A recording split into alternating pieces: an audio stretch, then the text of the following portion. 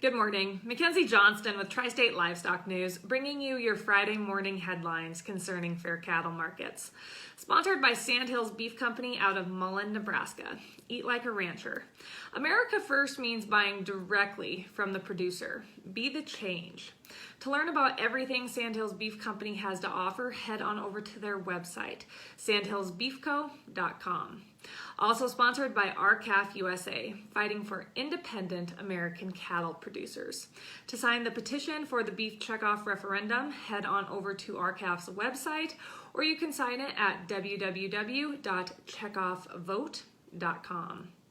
According to Meeting Place, on Thursday, Tyson Foods reported that its first quarter adjusted operating earnings rose 24% to more than $1 billion. The company gave credit to its robust sales of prepared foods and beef businesses for this increase. Tyson noted first quarter net sales of $10.5 billion, which are actually down from $10.8 billion for the same period in 2020. According to Dean Banks, Tyson's president and CEO, Tyson's products are purchased by 81% of U.S. households, up 11% compared to 2020.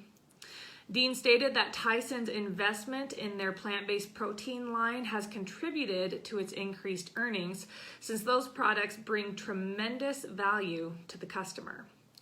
Tyson's beef segment sales were noted at $3.99 billion in the first quarter of this year, up from $3.84 billion in the same year-ago period. Their pork sales accounted for $1.44 billion in the first quarter, up from $1.38 billion in 2020.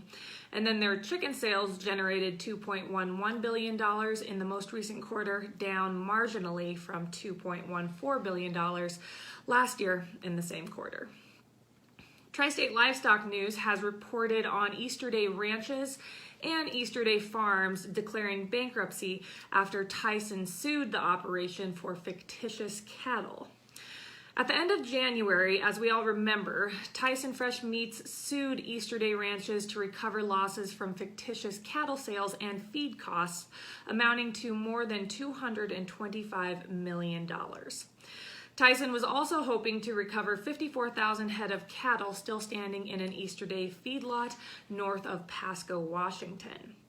The Easter Day operation is made up of Easter Day farms and Easter Day ranches. The ag operation is one of the largest farming and ranching operations in Washington.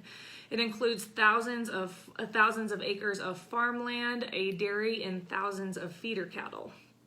The Easter Day family also owns a Beechcraft King Air 90 airplane, along with a 6,500 square foot airplane hangar at the Pasco Airport, according to the Franklin County Assessor's Office.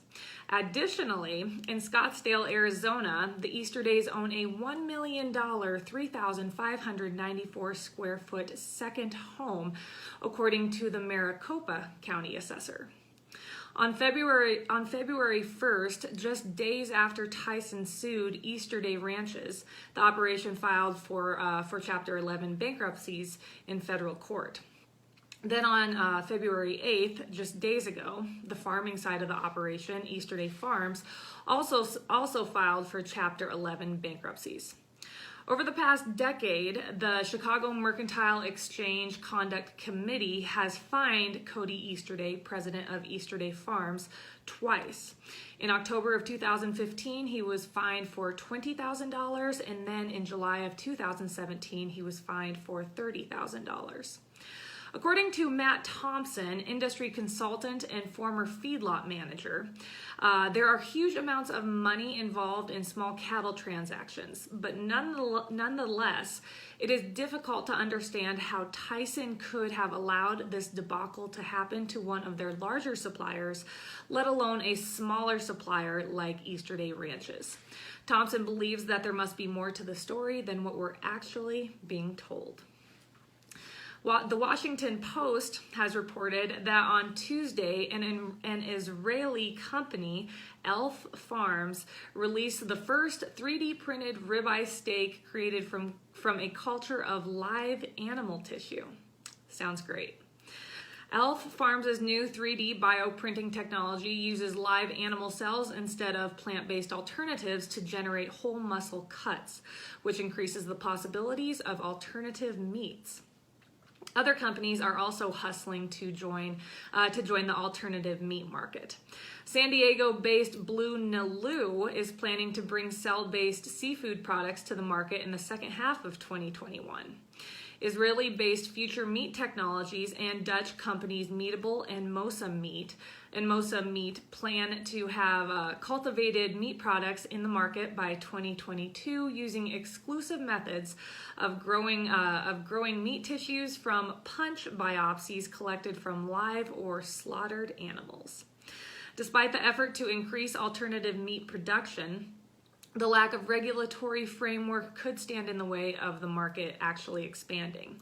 Here in the U.S., the Food and Drug Administration has yet to set a date for when it will rule on the fake meat. That is all I have for you guys this morning. I hope everyone has made it through the week okay. I hope you are all staying warm. Stay warm this weekend. It is supposed to be downright frigid here in central Nebraska. Nonetheless, have a wonderful weekend, and I will see everyone on Monday morning.